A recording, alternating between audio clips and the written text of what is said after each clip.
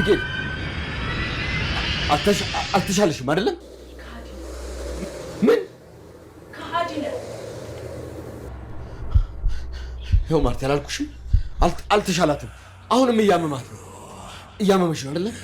ከሃዲ ነው አባዬ። ዳጣን ከሰላም ነው የወለድካት። አላልኩሽም? ከሰላም ነው የወለድካት። ይኸው እንዳልኩሽ ነው። አልተሻላትም። አሟታል። አሞሻል አይደል? አሁንም አልተሻለሽም አይደል?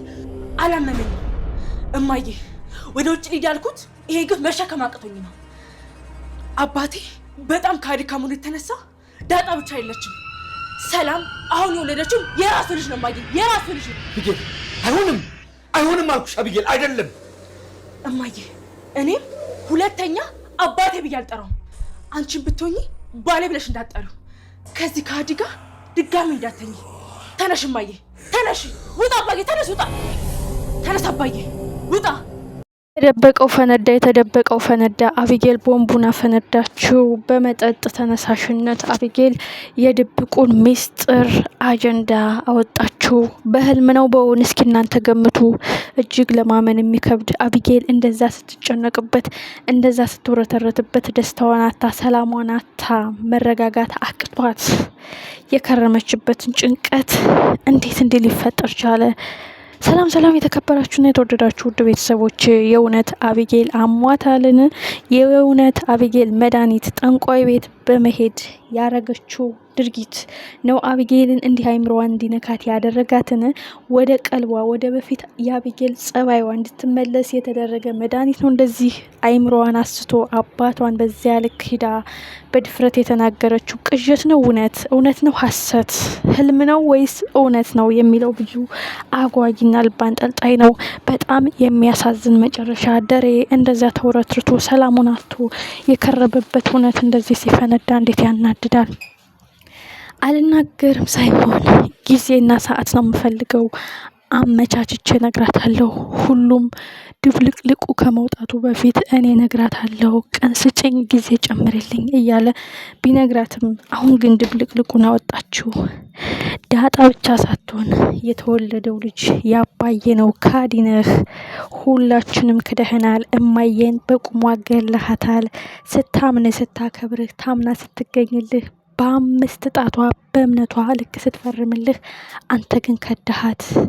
አባዬ አንተ ቀበርከን፣ ስናከብርህ አዋረድከን፣ ስናነግስህ ናከን።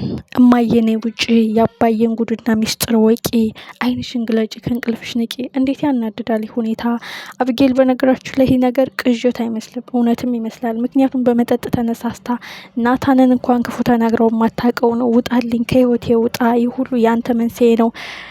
ፍቅሬን መቀበል አቅቶ ነው እንጂ የልቤን ትርታ ማዳመጥ ያቅታል ወይ? ናታን ህመምና ቁስል ነው የሆንክብኝ። ውስጤን ማዳመጥ አቅቶ አይደለም፣ መረዳትና አምነ መቀበል። በእኔ ፍቅር መሸነፍ ስላልፈለግ ነው። ትልቁ ጉዳይ ከወይዘሮ ማርታ በስተጀርባ የደረጀ ሁኔታ ምንድን ነው መጨረሻው? መድኃኒት መስሪያ ቤት ድረስ ሂዳ የቆሰቆሰችው እሳት በአቢጌል ላይ ተቀጣጥሎ ጠንቋይ ቤት ሂዳ ስሙን ቄስ ይጥራውና ያደረገችው ድርጊት ነው ወይ እንደዚህ በቅዠት ዓለም መጥቶ ያተራመሳቸው? እጅግ የሚያሳዝን ሜቢ የማርታን አይንን ለመግለጽ ባይሆንላት አቢጌል ወደ ቀድሞ ጸባይዋ ወደ አስቸጋሪነቷ እንድትመለስ የምታረግበት የጥንቆላ ሲስተሟ ሊሆን ይችላል። ግን ሰይጣን ኃይል የለውም። ሰይጣን አሸናፊ አይደለም። መልካም ልብ ያለው ሰው ሁልጊዜ በእግዚአብሔር የሚያምን ሰው እንዳሸነፈ ነው። መድኃኒት ግን ከእህቷ አናት ላይ አልወርድ ብላ የእህቷን ቤት ለማፍረስ የእህቷን ደስታ ለማጠልሸት ቆርጣ ተነስታለች።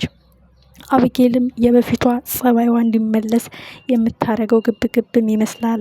እስኪ እናንተ ገምቱ። የመድኃኒት እንደዛ መቃዠትና የአቢጌል እንደዛ መውረትረት በስተ መጨረሻ አባዬ ካዲነህ፣ ቀበርከን፣ ስንወድህ አዋረድከን፣ ስናምንህ ከዳህን፣ እማዬን ገደልካት። አባዬ እስኪ እውነቱን ተናገር። ሁልጊዜ በቅዠት ዓለም ብትኖርም ግን አንድ ቀን ለመናገር ፍላጎት ኑሮ አያውቅም። ይህንን መሸከም አቅም አጥቼ ነው የማልፈልገው ሀገር ውጭ ሀገር ላከኝ አልኩህ። አባዬ በእኔ ቦታ ሆነ ፍረድ። እማዬ ዓይንሽን ግለጪ። ከሃዲ፣ አጭበርባሪ፣ አስመሳይ፣ ወራዳ። እኔም አባዬ ብዬ አልጠራውም። አንገቴን አስደፍቶኛል፣ አዋርዶኛል። አባዬ የዳጣ አባት ሳይሆን የተወለደው ልጁ ሁለቱ የሱ ልጆች ናቸው ስትል አፈነዳችው። ፍጥጥ ግጥጥ ብለው ቀርተዋል። መጨረሻው ምን ይሆን? እጅግ አጓጊ፣ ሁሉም በጣም የሚያሳዝንና ልብ የሚሰብር መጨረሻ ነው። አቢጌል የእውነት በእውነት ከሆነ ይህንን ነገር የተናገረችው በቅዠት ካልሆነ በጣም የሚከብድ ለማመን የሚያዳግት ሁሉ ቤቱ ትርምስምሱ የሚወጣበት አጋጣሚ ነው የሚፈጠረው።